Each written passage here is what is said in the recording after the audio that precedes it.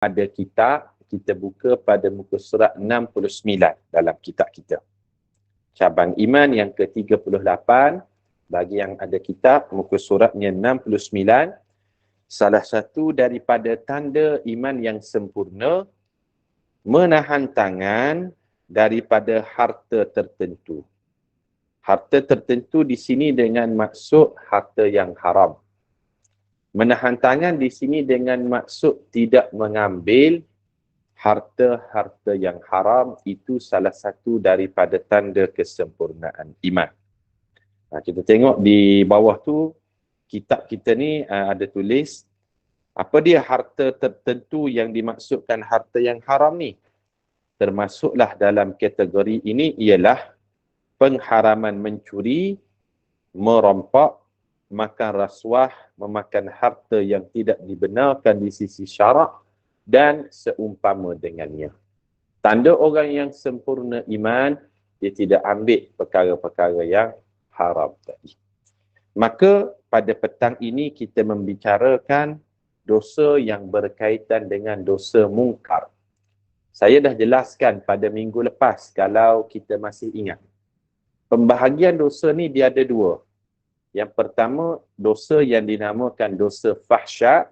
Dosa fahsyak kita dah bincang dah pada cabang iman yang ke-37. Manakala yang kedua, ada satu dosa namanya dosa mungkar. Kalau dosa fahsyak, maaf sebut, dosa itu melibatkan seksual. Zina seumpama dengannya, itu kategori dosa fahsyak. Dan ada satu lagi dosa mungkar, dosa non-seksual, tidak melibatkan seksual, seperti memakan harta yang haram, memukul orang, memfitnah orang seumpama dengannya, maka ia termasuk dari kategori dosa mungkar. Kalau kita tengok dalam kitab kita, ada dalil daripada Al-Quran yang dibawakan oleh pengarang kitab kita ni ada empat. Kita baca dulu sekali lalu, kemudian kita akan huraikan insya-Allah. 4 dalil Al-Quran dan 1 dalil daripada hadis Nabi sallallahu alaihi wasallam. Dalil yang pertama, firman Allah Ta'ala, a'udzubillahi minasyaitonirrajim. Kalau boleh tuan-tuan, para jamaah, ibu-ibu sekalian, selain dengar saya baca ayat tersebut, kita juga turut sama-sama baca di rumah kita ayat yang terdapat dalam kitab kita ni, supaya kita boleh kutip pahala bacaan Al-Quran. Bukan saja kita dapat pahala menuntut ilmu, tapi kita dapat pahala membaca ayat Al-Quran. Satu huruf digandakan kepada 10 gandaan pahala. Ayat yang pertama, Allah berfirman, وَلَا تَأْكُلُوا أَمْوَالَكُمْ بَيْنَكُمْ بِالْبَاطِلِ. Janganlah kamu makan harta orang lain di antara kamu dengan jalan yang salah.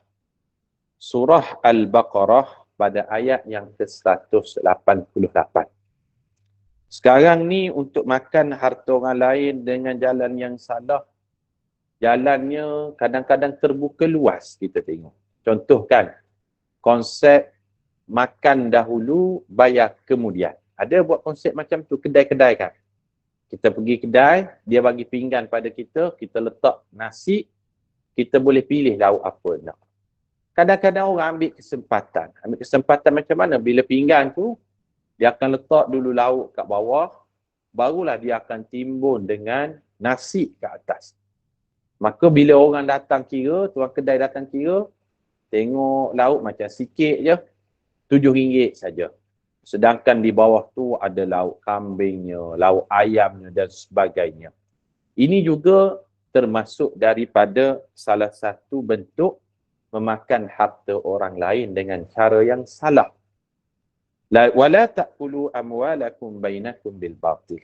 Janganlah kamu makan harta orang lain secara batil. Nanti kita akan perincikan setelah kita baca semua dalil daripada Al-Quran. Dalil yang kedua, muka surat 70. A'udzu billahi minasyaitonir rajim. Para jemaah juga baca dah ayat ni yang kita baca ni, supaya kita sama-sama dapat kutip pahala bacaan Al-Quran. Fabidhulmim ومن الذين هادوا حرمنا عليهم طيبات أحلت لهم وبصدهم عن سبيل الله كثيرا وأخذهم الربا وقد نهوا عنه وأكلهم أموال الناس بالباطل. Surah An-Nisa pada ayat yang ke-160 dan ayat yang ke-161. Maksudnya, maka disebabkan kezaliman orang-orang Yahudi itu, kami haramkan atas mereka makanan yang baik-baik yang pernah dihalalkan bagi mereka. Dan disebabkan mereka banyak menghalang manusia dari jalan Allah. Juga disebabkan mereka mengambil riba padahal mereka telah dilarang melakukannya. Dan disebabkan mereka memakan harta dengan jalan yang salah. Ini Allah Ta'ala ceritakan tentang orang-orang Yahudi yang salah satunya mereka mengambil perkara yang diharamkan oleh Allah, iaitu memakan riba. Itu dalil yang kedua. Nanti kita akan huraikan secara umum setelah kita membaca semua dalil Al-Quran nanti. Firman yang ketiga, Allah Ta'ala berfirman, Wailul lil mutaffifin. Wailun, kecelakaan yang besarlah, lil mutaffifin, bagi okey, ana ada tengok komen daripada jamaah yang ada tulis daripada Puan Kalsum. Salam Ustaz, mohon maklum dahulu surah dan ayat apa untuk kami buka Al-Quran dan boleh baca bersama. Boleh insya-Allah. Okey, seterusnya yang ketiga pada cabang iman yang ke-38 ni, dalil yang ketiga, kita buka pada surah Al-Mutaffifin pada ayat yang pertama.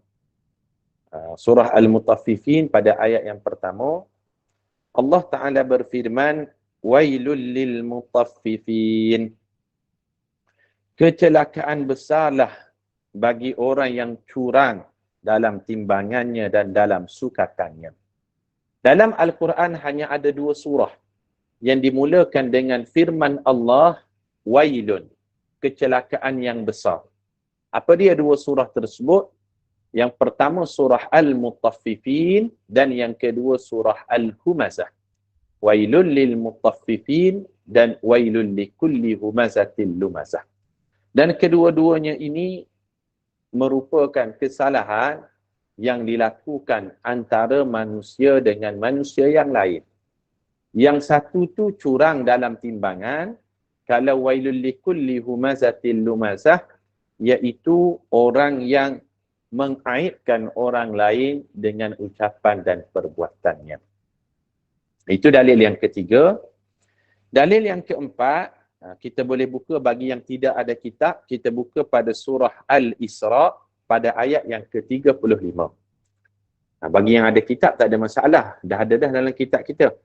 Tapi bagi yang tidak ada kitab, kita buka pada muka surat, pada surah Al-Isra ayat yang ke-35, Allah Ta'ala berfirman, وَأَوْفُوا الْكَيْلَ إِذَا كِلْتُمْ وَزِنُوا بِالْقِسْطَاسِ الْمُسْتَقِيمِ. Sempurnakanlah sukatan apabila kamu menyukat, dan timbanglah dengan timbangan yang adil. Ada 4 dalil Al-Quran dalam berbicara tentang haram mengambil harta orang lain dengan jalan yang batil. Tuan-tuan, puan-puan yang dimuliakan Allah, pada petang ini kita berbicara tentang satu dosa, iaitu dosa mungkar, makan harta orang lain dengan jalan yang salah. Kita tulis dalam kitab kita sebagai nota, ada 5 kesan. 5 kesan ataupun 5 efek bagi seseorang yang makan haram di dunia dan akhiratnya. Kita tulis tajuk dia, 5 kesan sekiranya seseorang itu memakan harta yang haram, sama ada di dunia ataupun di hari akhirat. Ada 5 kesannya disebutkan oleh Allah Ta'ala dalam Al-Quran dan disebutkan juga di dalam hadis Nabi SAW. Apa dia 5 kesan tersebut? Yang pertama, kesan daripada seseorang itu memakan harta yang haram. Yang pertamanya adalah doanya ditolak. Ataupun doanya tidak makbul. Ataupun doanya tidak diterima Allah. Ini kesan yang pertama. Kesan daripada makan harta yang haram, apabila dia berdoa, doanya itu tidak makbul. Sedangkan setiap kali kita nak makan, kita minta kepada Allah. Allahumma barik lana. Wahai Allah, berkatilah rezeki kami. Macam mana Allah Ta'ala nak bagi keberkatan? Sedangkan rezeki itu didapati dari sumber yang haram. Sebab itulah kata Nabi SAW di dalam hadis yang diriwayatkan oleh Imam Muslim, ada seorang lelaki dalam keadaan rambut dia ni berdebu. Kenapa rambut dia berdebu? Rambut dia berdebu kerana dia datang dari perjalanan yang jauh. Dia bermusafir. Dan lelaki ini rambutnya kusut masai. Sebab apa dia kusut masai rambutnya? Dia takut kena dam kalau dia sikat rambutnya. Maknanya dia bermusafir dan bukan saja bermusafir, dalam keadaan berpakaian ihram untuk melaksanakan haji ataupun umrah. Ada seorang lelaki ni Rasulullah sallallahu alaihi wasallam ceritakan. Dia dalam keadaan rambutnya berdebu, rambutnya kusut masai, menandakan dia orang musafir dan orang yang dalam bertujuan baik melaksanakan haji dan umrah. Bila dia angkat tangan berdoa kepada Allah, apa dia katakan? Ya Rab, Ya Rab, Ya Rab. Wahai Allah, wahai Allah, wahai Allah. Makbulkan doa kami. Tetapi kata Nabi SAW, doanya itu tidak diterima oleh Allah. Sepatutnya doanya itu doa mustajab. Sebab doa orang musafir tak ditolak oleh Allah. Doa orang yang dalam keadaan ihram sepatutnya tak ditolak oleh Allah. Dia pula menyebut mengulang-ulang nama Allah. Ya Rab, Ya Rab, Ya Rab. Sepatutnya doanya itu mustajab. Tetapi kenapa doanya ditolak juga oleh Allah? Kerana kata Nabi SAW, masyrabuhu haram. Minumannya itu didapati dari sumber yang haram. Wa ma'kaluhu haram. Makanannya itu didapati dari sumber yang haram. Wa malbasuhu haram. Pakaiannya juga dipakai daripada sumber yang haram. Fa anna yustajabulah. Dan bagaimana mungkin Allah boleh memakbulkan doa-doanya tadi. Sepatutnya orang tadi doanya sudah mustajab, tetapi kerana dia mengambil harta-harta yang haram, maka tidak ada lagi mustajab bagi doa tersebut.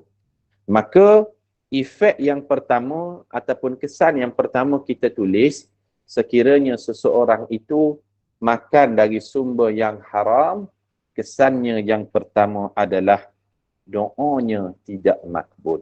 Hadisnya kita dah jelaskan secara ringkas tadi. Ini kesan yang pertama, doanya tidak makbul. Ana ceritakan semuanya pada petang ni, ada 5 kesan kerana memakan haram. Memakan dari sumber yang haram, ada 5 kesannya. Yang kedua, kesan daripada memakan harta dengan cara yang haram, kesan yang kedua adalah ibadat yang dilakukan tidak diterima oleh Allah. Ini kesan yang kedua. Kalau dia makan daripada sumber yang haram, dia dapati daripada sumber yang haram, maka ibadatnya tak diterima oleh Allah. Ini dijelaskan oleh Nabi SAW. Ada satu kisah, kata baginda SAW, seorang lelaki bila dia melaksanakan ibadat haji, lalu dia bertalbiyah dengan dia ucapkan labbaik Allahumma labbaik, labbaik la syarika laka labbaik, innal hamda wan ni'mata laka wal mulk la syarika lak. Tetapi ketika lelaki tersebut bertalbiyah, maka talbiyahnya itu disambut oleh malaikat. Malaikat katakan kepadanya, la labbaik wala sa'daik.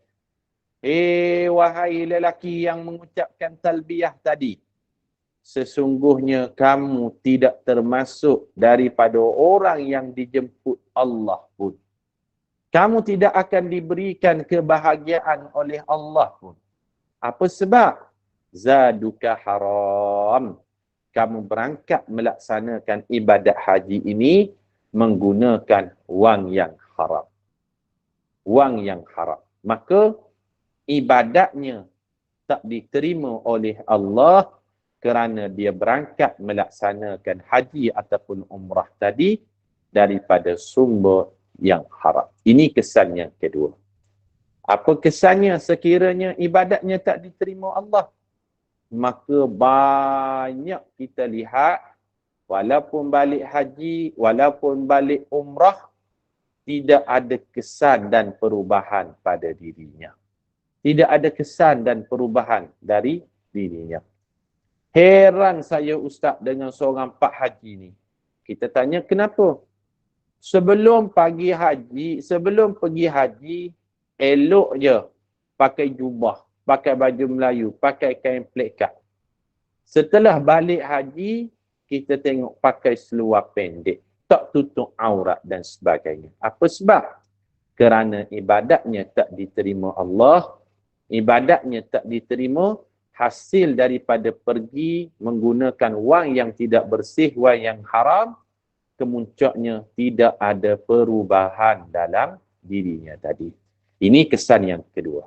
Dapat tak tuan-tuan, puan-puan poin dia? Ini kita berbicara 5 kesan daripada memakan harta yang haram. 5 kesan dia.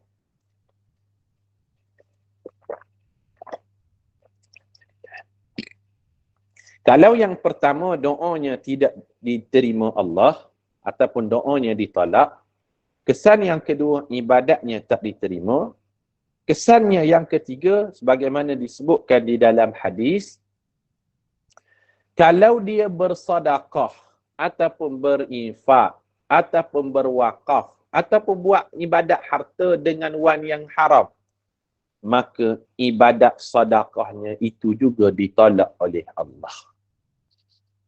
Dia bersedekah, infak, bantu orang, bina masjid, tolong asnaf, tapi daripada sumbernya yang haram. Dia sangkakan dah dapat kebaikan lah sebab tolong orang. Tetapi sedekahnya itu, infak sedekahnya, wakafnya tak diterima Allah. Apa sebab? Kerana kata Nabi SAW, innallaha tayyibun, sesungguhnya Allah itu maha suci, la yaqbalullahu illa tayyiba, dan Allah hanya menerima sedekah daripada harta yang suci-suci sahaja.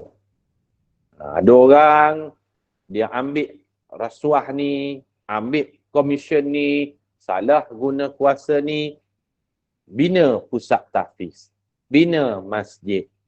Dia kata, oh saya dah buat kebaikan. Tetapi kita kena ingat, innallaha tayyibun. Allah itu maha suci sifatnya. La yaqbalullah illa tayyiba. Dan Allah hanya menerima daripada yang suci-suci sahaja. Ada jamaah yang bertanya akak Nur tadi, Ustaz, bolehkah kita terima sedekahnya? Bolehkah jika sedekahnya itu boleh diterima ke? Kita yang menerima, kita tidak wajib untuk kita usul periksa wang itu datang dari mana. Itu bukan tugas kita. Kita hanya berhukum yang zahir sahaja. Kalau orang bagi pada kita, kita terima. Dan kita tidak diwajibkan untuk tanya, wang ni awak dapat dari mana? Itu bukan tugas kita. Kita hanya menilai dari luaran sahaja. Selebihnya, kita serahkan kepada Allah. Nahkum bil-zawahir. Nahnu nahkum bil-zawahir. Kita hanya menghukum secara zahir, luarannya sahaja. Wallahu yatawalla bis-sarair. Dan selebihnya kita serahkan kepada rahsia Allah. Tetapi Allah dia maha tahu. Harta tu dari mana dan sebagainya. Kalaulah dari sumber yang haram, maka sedekah kebaikannya itu tak diterima oleh Allah. Ini kesan yang ketiga. Kesan yang pertama saya ulang secara ringkas supaya kita dapat notanya. Doanya ditolak ataupun tidak diterima oleh Allah. Kesan makan haram. Yang kedua, ibadatnya tidak diterima Allah sekiranya dia melaksanakan haji. Yang ketiga, sedekahnya tak diterima Allah sekiranya dia bersedekah daripada wang yang haram tadi. Walaupun atas dasar kebaikan sekalipun. Sebab Allah Maha Suci, yang diterima Allah amal ibadah daripada sumber yang suci-suci sahaja. Ini yang ketiga. Yang keempat. Kesan daripada memakan harta yang haram, yang keempatnya, dia bangkit dari kubur kelak, seperti orang yang mabuk dirasuki oleh syaitan. Ini dijelaskan oleh Allah dalam Al-Quran. Kita nanti di padang mahsyar, kita akan bangkit untuk dikumpulkan di padang mahsyar. Maka di padang mahsyar kelak, kita boleh lihat ada kluster-kluster manusia yang seperti terhuyung hayang. Seolah-olah mabuk dia ni. Seperti orang mabuk. Terhuyung hayang, pening macam tu. Macam orang pening kita tengok. Maka kita tahulah, orang yang terhuyung hayang tu merupakan di dunia dahulu, dia adalah orang yang memakan harta dengan cara yang haram. Ini disebutkan di dalam Al-Quran, di dalam surah Al-Baqarah, antaranya Allah berfirman, Alladzina ya'kuluna ar-riba la yakumuna illa kama yakumul ladzi yatakhabbatuhu asyaitanu minal mas. Adapun orang-orang yang memakan riba itu, kata Allah, mereka seperti orang yang mabuk dirasuki oleh syaitan, dia akan terhuyung hayang apabila dia bangkit dari kubur kelak. Ini dijelaskan oleh Allah Subhanahu wa taala keadaan orang yang memakan harta dengan cara yang haram tadi. Ada jemaah bertanya, ayat tadi daripada surah mana? Daripada ayat apa? Dari surah Al-Baqarah. Ayatnya kalau kita tengok di dalam Al-Quran, kita boleh buka pada surah Al-Baqarah pada ayat yang ke-275. Kita boleh rujuk nanti. Ini sebagai homework lah. Sebagai homework bagi kita. Kita dah tanda dah ayat mana ataupun hadis mana diceritakan berkenaan dengan kesan daripada memakan haram. Kalau di dunia ada 3 kesan dia. Iaitu yang pertama, doanya ditolak. Hadisnya kita dah sebut sikit tadi. Yang kedua, iaitu ibadat hajinya tak diterima. Yang ketiga, sedekahnya ditolak oleh Allah. Itu 3 kesan di dunia. Kemudian, kesan yang keempat, kesan di padang mahsyar, kita akan boleh kenal. Orang-orang yang makan haram ini, mereka orang seperti mabuk. Seperti orang yang mabuk terhuyung hayang di padang mahsyar. Ini kesan yang keempat. Kemudian, kesan yang kelima, disebutkan di dalam hadis yang diriwayatkan oleh Imam Bukhari. Kesan yang kelima daripada orang yang makan haram, dagingnya daging yang tumbuh daripada makanan yang dia makan tadi dari sumber yang haram, dagingnya itu akan dibakar oleh api neraka. Nah, ini disebut di dalam hadis, kata baginda sallallahu alaihi wasallam, kullu lahmin nabata min haramin fannaru aula bih. Setiap daging yang tumbuh dari sumber yang haram, maka api neraka itulah yang paling berhak buat dirinya. Daging yang tumbuh daripada harta yang haram, tak ada yang lebih layak untuk dekat dengan daging tersebut melainkan api neraka Allah. Jadi totalnya kita dapat poin pada petang ni, kesan daripada memakan harta yang haram ada 5. Dan orang yang makan harta orang lain secara haram, bagaimana cara taubatnya Ustaz? Adakah cukup dengan dia istighfar? Tak cukup. Adakah cukup dia dengan salat sunat taubat? Tak cukup. Adakah cukup dia dengan buat haji umrah? Tak cukup. Apabila dia ambil harta orang lain, maka perlu dia kembalikan hak tersebut kepada orang tadi. Kalaulah yang dia ambil itu harta satu kampung itu jugalah yang dia perlu kembalikan haknya. Ataupun satu negeri itulah dia kembalikan haknya. Satu negara itu jugalah dia perlu kembalikan haknya. Kalau tidak, masing-masing masyarakat akan tuntut di padang mahsyar kelak, muflis orang tersebut membayarnya dengan pahalanya. Ada jemaah bertanya, saya lihat di ruangan komen, salam Ustaz, nombor 2 tu ibadah yang ditolak tu ibadah haji sajakah ataupun ibadah yang lain? Kalau tengok kepada hadis tersebut, yang dimaksudkan oleh Nabi sallallahu alaihi wasallam, ibadah yang ditolak itu merujuk kepada ibadah haji. Sebab apa ibadah haji? Sebab ibadah haji melibatkan ibadah harta. Sebab dia melibatkan ibadah harta sekali. Kalau ibadah itu ibadah yang tidak melibatkan harta, tetapi dia makan daripada sumber yang haram, maka ibadahnya diterima. Sebagai contoh, kalaulah seseorang tu dia curi pakaian kan. Ataupun dia curi kain pelikat ke, jubah ke, baju ke. Kemudian dia solat zuhur setelah dia curi pakaian tadi. Adakah solat zuhurnya itu tidak sah? Solat zuhurnya sah. Sebab solat tidak melibatkan ibadat harta. Tapi haji ini melibatkan ibadat harta.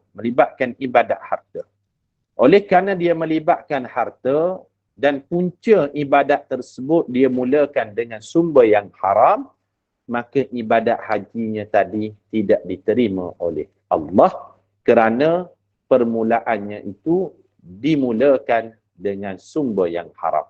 Kerana Allah Maha Suci, yang diterima Allah hanyalah daripada permulaan yang suci-suci saja. Jelas tak Puan Masyitah Muhammad? Jelas ke? Ustaz, terima kasih Ustaz. Okey, alhamdulillah. Dapat tak 5 poin yang kita bincangkan tentang 5 kesan daripada memakan harta yang haram? Itu yang pertama yang kita nak sampaikan. Kemudian, sebelum kita masuk kepada dalil hadis lain, adalah satu hadis yang diriwayatkan oleh Imam At-Tirmizi.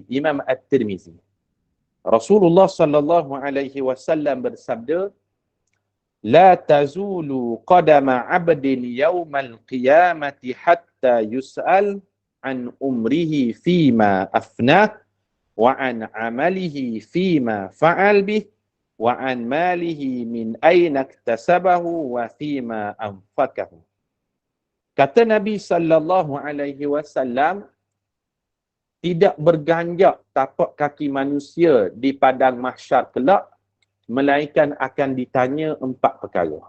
Sebelum seseorang tu seseorang tu digerakkan untuk dibicarakan di padang mahsyar, dia perlu melalui interview dulu, baru dia boleh berjalan. Yang pertama, interview dia ditanya, umur awak ni awak gunakan untuk apa? Kalau dia boleh jawab, barulah bergerak. Kemudian ditanya yang kedua, ilmu yang awak ada tu, awak amal ataupun tak? Kalau dia boleh jawab, dia akan bergerak. Kalau umur, ditanya hanya satu soalan je.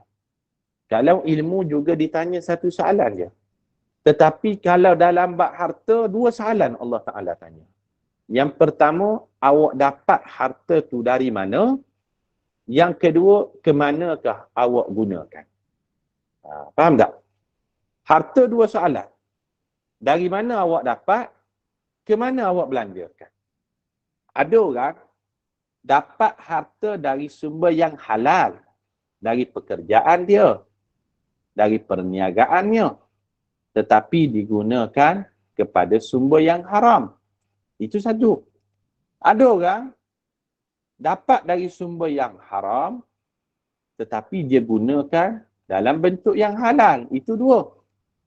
Ada orang, dia dapat daripada sumber yang haram, guna juga kepada sumber yang haram. Itu tiga. Dan ada orang dapat dari sumber yang halal dan digunakan pada sumber yang halal. Empat kategori manusia dalam mengurus harta. Poin ini cantik juga untuk kita catat. Kategori yang pertama, dia dapat daripada sumber yang halal, memang bekerja, memang berniaga, memang dia usaha, tapi bila dapat duit, dia gunakan pada perkara yang haram. Pada perkara yang haram. Haram ni kita tak jelaskanlah, banyaklah. Beli benda yang tak senonoh, benda yang haram, digunakan pada tempat yang haram dan sebagainya. Itu situasi ataupun keadaan yang pertama manusia dalam mengurus harta. Yang kedua, dapat dari sumber yang haram. Dia guna kepada sumber yang halal. Contoh macam mana? Dia dapat harta dari duit rasuah, dari duit penyelewengan, dari duit salah guna kuasa, dari duit kezaliman, penipuan. Tapi duit yang dia dapat tu, dia sedekah pada masjid surau, bagi pada orang susah, beli keperluan-keperluan untuk kegunaan orang awam. Itu digunakan pada sumber yang halal, tapi didapatinya dari sumber yang haram. Ini jenis yang kedua. Yang ketiga, ada orang dapat dari sumber yang haram, dia gunakan juga pada sumber yang haram. Ini yang ketiga. Dan yang keempat, dapat dari sumber yang halal dan digunakan pada sumber yang halal. Moga-moga kita semua, insya-Allah, kita dapat dari sumber yang halal pendapatan kita dan kita belanjakan pun pada sumber yang halal. Amin ya rabbal alamin, insya-Allah. Ini 4 kategori manusia di dalam menguruskan harta, kerana dalam bab harta ni di padang mahsyar kelak akan ada 2 pertanyaan melibatkan penggunaan harta. Dari mana dapat dan ke mana dibelanjakan. Tuan-tuan, puan-puan yang dimuliakan Allah, ada satu doa lah saya nak kongsi pada petang ini, iaitu doa supaya kita terhindar daripada memakan dari sumber yang haram. Ini kalau kita nak catat sangat baiklah. Kalau kita nak catat sangat baik, tetapi dalam bahasa Arab doa ni, ataupun kalau kita tak sempat salin, nanti boleh minta opah, tanyakan pada saya akan tulis pada helaian kertas. Dan opah boleh sharekan kepada grup WhatsApp SPAQ, Sahabat Pencinta Al-Quran, khususnya grup kita iaitu yang menyertai kelas 77 cabang iman. Ada satu doa yang diajarkan oleh Nabi SAW. Hadis ini sahih riwayat daripada Imam Ahmad dan Imam At-Tirmizi. Doa supaya kita dicukupkan rezeki yang halal sahaja. dan doa supaya kita tak terliur pun untuk kita mengambil yang haram-haram. Kadang-kadang kita nampak benda tu kecil je, tetapi sebenarnya besar pada penilaian Allah. Kadang-kadang kan, kalau kita kerja kat pejabat, kadang-kadang kertas kat pejabat tu, kita main guna je untuk diri kita. Tidak melibatkan urusan pejabat, tapi memang betul-betul untuk diri kita, kita guna je. Ataupun apa-apa yang berkaitan dengan hak awam, yang mana memang melibatkan diri kita betul-betul, kita guna. Ini walaupun kecil pada pandangan mata kita, tetapi sebenarnya dia dikira oleh Allah Subhanahu Wa Taala. Sebaiknya kita bayarlah sikit kepada tempat yang kita kerja tu, sama ada kita ganti balik ke, ataupun kita beli kertas A4 ke dan sebagainya. Kalau kita guna ataupun dakwat daripada pejabat kita untuk urusan peribadi kita, sebaiknya kita sumbangkan balik kepada pejabat ataupun tempat yang kita bekerja tadi. Kita pun mudah urusan, dia pun dapat apa yang kita bayar. Lebih baik kita bayar dengan jumlah yang lebih sedikit daripada yang sepatutnya kita bayar di luar sana. Contoh, ada satu hadis Rasulullah sallallahu alaihi wasallam ajarkan doa supaya kita dicukupkan dengan yang halal. Rasulullah sallallahu alaihi wasallam ajarkan kepada kita untuk kita beramal dengan doa ni. Bunyi doanya, Allahumma ikfini bihalalika an haramika wa aghnini bifadlika amman siwaka. Allahumma, wahai Allah, akfini, cukupkanlah diriku bihalalika, dengan rezekimu yang halal, an haramik, daripada aku mengambil dari sumber yang haram, wa aghnini, dan kayakanlah diriku bifadlika, dengan rahmatmu, amman siwak, sehingga aku tidak meminta-minta dengan orang lain lagi. Kita doa yang pertama, wahai Allah, bagilah aku rezeki yang halal yang cukup, supaya aku tidak terliur untuk mengambil yang haram. Wahai Allah, kayakanlah aku dengan rahmatmu, sehingga aku tidak meminta-minta pada orang lain. Ini doa yang kita boleh amalkan, dan saya antara doa yang saya akan selalu amalkan, terutamanya setelah solat, memimpin solat kalau bertugas di masjid sebagai imam. Salah satu doa yang insya-Allah kita akan selitkan bersama, kita tanda tangan, kita sebut Allahumma kfina. Kalau ramai, Allahumma kfina. Wahai Allah, cukupkanlah kami bihalalika, dengan rezekimu yang halal, an haramik, daripada kami terliur untuk mengambil yang haram. Wa aghnina bifadlika, kayakanlah kami dengan rahmatmu, amman siwak, sehingga kami terpaksa meminta-minta daripada orang yang lain. Saya tengok di ruangan komen ada perkongsian daripada Puan Rafizah Usman, alhamdulillah, yang menulis doa tersebut untuk perkongsian kita bersama. Doa ni bukan daripada saya, tetapi Rasulullah sallallahu alaihi wasallam ajar sendiri doa tersebut dalam hadis yang diriwayatkan oleh Imam At-Tirmizi dan Imam Ahmad. Bunyi doanya, Allahumma kfini bihalalika an haramik wa aghnini bifadlika amman siwak. Wahai Allah, cukupkanlah kami dengan rezeki yang halal, sehingga kami tidak terliur ambil yang haram.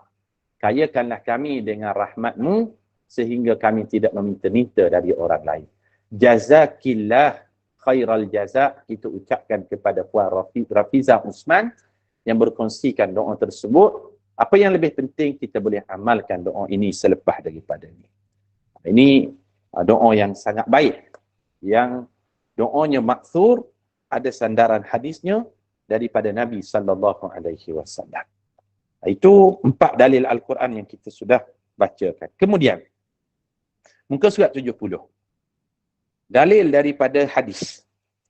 Tadi kita huraikan semuanya itu dalil daripada Al-Quran, ada 4. Kemudian kita tengok satu dalil daripada hadis Nabi sallallahu alaihi wasallam, muka surat 70.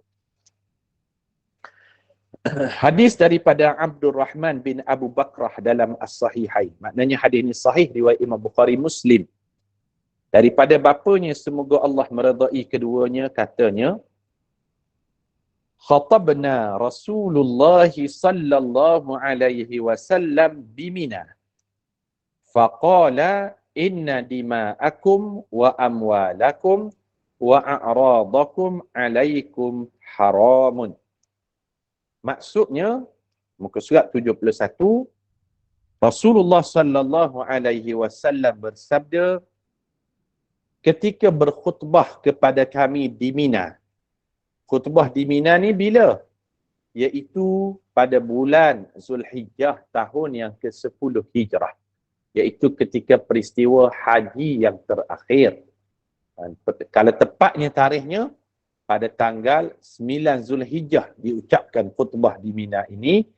Rasulullah sallallahu alaihi wasallam berkhutbah pada hari Arafah, iaitu 9 Zulhijjah tahun yang ke-10 Hijrah. Rasulullah pesan antaranya, sesungguhnya darah kamu, darah ni nyawa lah, ataupun harta kamu, maruah kamu adalah haram ke atas kamu. Maknanya, kamu tidak boleh cederakan orang, tak boleh ambil nyawa orang, tak boleh ambil harta orang sesuka hati, tak boleh calakan maruah orang, sebab hukumnya haram untuk kamu ambil perkara-perkara tersebut daripada orang lain. Tuan-tuan, puan-puan, alhamdulillah, selesai kita membicarakan cabang iman yang ke-38. Cabang iman yang ke-39 tu topik yang panjang. Kita akan bincangkan insya-Allah kalau ada kesempatan pada minggu depan. Cabang iman yang ke-39 tu berbicara tentang wajib bersikap warak pada makanan dan minuman serta menjauhi yang tidak halal. Nanti kita jelaskan apa maksud warak dan menjauhi yang tidak halal sama ada dari sudut makanannya ataupun pakaiannya, itu juga merupakan tanda kesempurnaan iman. Ini kita akan berbicara pada kesempatan yang lain pada minggu hadapan insya-Allah. Jadi saya bukalah kalau ada satu dua soalan kepada para jemaah dalam kita membicarakan topik kita cabang iman yang ke-38, menahan tangan daripada harta yang tertentu.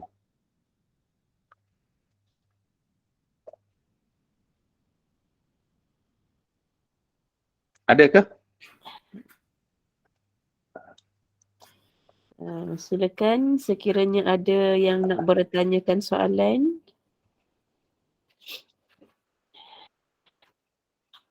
Ada, saya tengok di ruangan komen tu ada daripada Puan Masyitah Muhammad. Ustaz, 4 perkara yang ditanya. Yang pertama umur. Umur tu ke mana? Fima afnah. Ke manakah digunakan? Yang kedua ilmu. Adakah ilmu itu dipraktikkan? Yang ketiga harta. Dalam bab harta ni ada 2 pertanyaan yang khusus. Yang pertama, harta tu awak dapat dari mana? Yang kedua, harta itu digunakan ke mana? Nah, ini disebutkan di dalam hadis yang diriwayatkan oleh Imam At-Tirmizi, kata baginda sallallahu alaihi wasallam, la tazulu qadama 'abdin yaumal qiyamah hatta yus'al an umrihi fima afnah wa an amalihi fima fa'al wa an malihi min aina iktasabahu wa fima anfaqahu. 4 perkara yang ditanya, melainkan harta tu ditanya spesifik 2. Dapat dari mana dan ke manakah digunakan. Wallahu a'lam. Ada persoalan lain? Assalamualaikum Ustaz. Waalaikumsalam warahmatullahi wabarakatuh. Saya nak bertanya soalan apa yang kita bincang tadi pasal harta dapat yang daripada yang kita guna kepada apa 4 sumber tadi kan, dari halal kepada haram, dari haram kepada halal, dari haram kepada haram dan dari halal kepada halal. Yang terbaik halal ke halal lah Ustaz kan? Ya betul, nombor 4 yang terbaik. Dapat dari semua yang halal digunakan kepada yang halal. Kemuskilan saya yang ketiga tu dapat dari semua yang haram, tapi digunakan kepada dari nombor 2 daripada sumber yang haram digunakan kepada yang halal. Saya confuse, adakah kalau seseorang itu katakan dia tu memang pencuri lah kan, sebab dia memang susah hidupnya mencuri, tapi harta tu bila dia dah insaf, dia gunakan kepada jalan yang halal, maknanya dia bersedekah kepada masjid atau sebagainya. Apa hukum dekat situ, masih dikira haram ke? Macam mana? Bagaimana kita jelaskan tadi, ada satu hadis daripada Nabi SAW, kata baginda, innallaha tayyibun, Allah itu maha suci, maha baik, la yaqbalullah illa tayyiba, yang diterima Allah dari sumber yang baik-baik, yang suci sahaja. Kalau dia sekiranya mencuri contohnya, kadang-kadang dia mencuri itu untuk keperluan dirinya, dia gunakan untuk kebaikan, ataupun ada lebihan daripada harta sepencurian dia tu, dia gunalah untuk sedekah masjid, bantu orang, beli makanan pada orang susah dan sebagainya, tetap amalnya itu tidak diterima Allah. Sebab yang diterima Allah mestilah dari sumber yang suci dan yang bersih sahaja. Jelas ke? Jelas. Okey, baik. Terima kasih Ustaz. Ada dari Puan Rohani, Ustaz boleh ulang sekali lagi doa yang dibacakan tadi. Kalau kita tengok di ruangan komen, doa tadi ada dikongsikan oleh Puan Rafizah Usman. Allahumma kfini bihalalika an haramik wa aghnini bifadlika amman siwak. Wahai Allah, cukupkan kami dengan yang halal sehingga kami tidak mengambil yang haram. Wa aghnini bifadlika amman siwak, kayakanlah aku dengan kerahmatan, rahmatmu, sehingga kami tidak meminta-minta lagi dengan orang lain. Ada di ruangan komen, kita boleh salin dan kita hafal, dan yang lebih penting kita amalkan, insya-Allah. Moga memberi kekuatan kepada kita untuk mengambil yang halal saja, insya-Allah.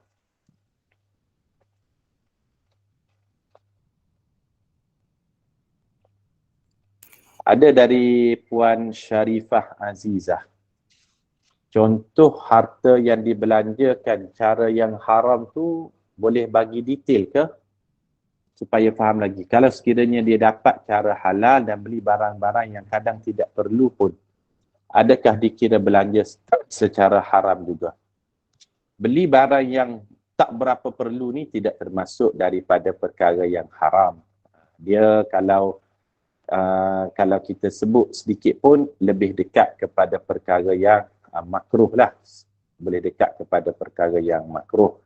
Sebab nak kata membazir, tidak juga. Orang yang membazir ni tidak semestinya kalau dia ada banyak harta dia dan harta tersebut tidak digunakan, maka dia tidak dianggap belum membazir lagi. Sebab sebagai contoh, ada seorang sahabat namanya Sayyidina Uthman ibnu Affan. Hari dia meninggal dunia, didapati daripada bendahari yang menjaga kekayaan Sayyidina Uthman. Sayyidina Uthman meninggalkan 70,000 ekor kuda. Kalau kita sekarang ni 70,000 ekor kuda, 70,000 ekor kereta lah. Kuda kan kenderaan, 70,000 buah kereta. Adakah Sayyidina Uthman dianggap orang yang membelanjakan pada yang haram? Tidak. Walaupun kuda itu tidak semuanya digunakan, dengan syarat dia pastikan bahagian daripada hartanya itu ada digunakan ataupun dibelanjakan pada jalan Allah. Jadi menjawab kepada persoalan, boleh detailkan macam mana perbelanjaan yang haram tu, perkara yang ia termasuk daripada perkara yang dosa. barang-barang yang tidak perlu. Contohnya kalau barang tak perlu ni, blender. Kadang-kadang boleh jadi ibu-ibu blender kat rumah tu ada 4 jenis. Ada blender tu tak semua guna kan. Beli Thermomix sebagai contoh. Adakah dikira membelanjakan kepada yang haram? Tidak.